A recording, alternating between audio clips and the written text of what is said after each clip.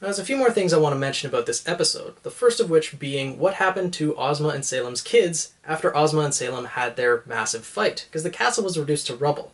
I'm guessing they weren't buried under the rubble, considering I think these to be the first maidens, so they must have gotten away. Whether Salem turned them to her side afterwards, and then when they died the entire reincarnation cycle started, we don't exactly know. We never saw what happened to them after that, so that would have been something that would have been nice to know. And with this entire reincarnation cycle, if these are the first maidens, it's obvious that Ozpin didn't just gift them his magic, and then that's what happened to his magic. No, his magic was passed through having the children. Now, when he had the children, obviously his magic wasn't the only thing to be passed on. It was also part of his curse, that when Ozpin dies, he's reincarnated in a like-minded person. With the maidens, their magic is reincarnated into a like-minded person, or at least the body of a young maiden as well. Similar to Ozpin, how he's reincarnated in a young man. So I'm guessing that was how the curse was passed on. I don't really think that a curse put on him by the gods could be passed on in that aspect, but as for the magic, I don't know why Ozpin's magic would be dwindling, because when he fought Salem, his magic was on equal terms, if not better, because he seemed to win that fight of magic. And whether it's just dwindling with old age, but Salem had been living for centuries by that point, and she still had her magic. Maybe having kids means that your magic dwindles. I highly doubt that, considering when the humans from previous times all had magic to go attack the gods, I'm guessing at least some of them had kids, so there's a lot of questions as to what magic is actually capable of that still aren't answered in the world. Hopefully will be answered more. Not to mention, Salem hasn't used magic in the current timeline, nor has Ozpin really. He gifted a little bit to Raven and Crow, but that wouldn't explain his entire dwindling magic either. I'm guessing that might just be something he's hiding from everyone as well, so people don't start asking for more power. And on the subject of power, the gifts of both the God of Light and the God of Darkness still exist in the world. We see that Salem actually has her base in the realm of darkness that we saw from the past. And the pools of darkness still exist, where Salem got her power from.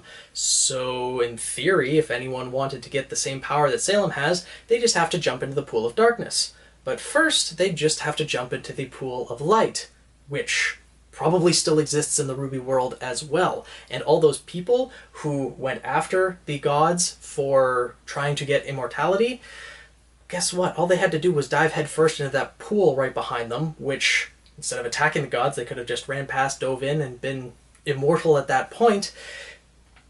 It was easily avoidable. They didn't have to attack the gods, and considering when the gods wiped out humanity, they left both pools there. Now, whether the giant meteors that came down from the moon destroyed that pool of light, we don't exactly know, but it's possible that it could still exist, and thus immortality is still capable in the RWBY world. Multiple people with Salem's power could exist. Just get immortality and then get the power to control Grimm. Easily possible, or just an immortal human race. All these things could be possible. And this also brings up another question as to whether Salem herself is actually redeemable. Because when humanity was wiped out, she was on her own for centuries, millennia, or even longer.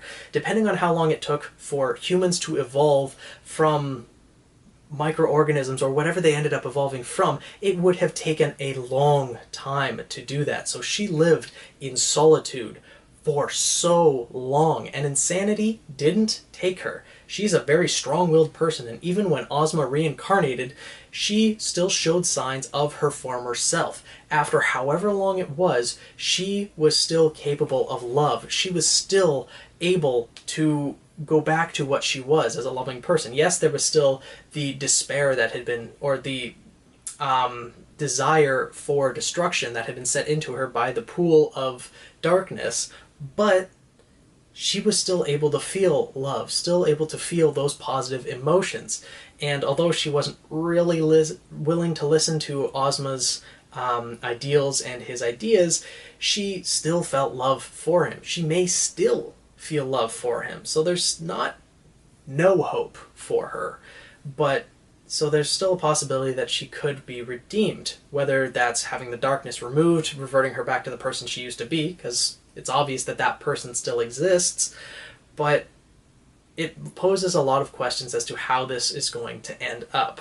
Now, that's where I'm going to wrap up this video. For all of you still watching, thank you for watching so long, because it's definitely a long video, probably almost 40 minutes long, if not more, and thank you for watching the entire way. I really appreciate it. I've had a lot to ramble about because there was a lot to unpack in this episode. I plan on doing separate theories on a few of these concepts and expanding more upon them, hopefully later this week, but, you know, look forward to that. So make sure to subscribe if you haven't. Again, thank you for watching so long, and I'll see you guys in the next video.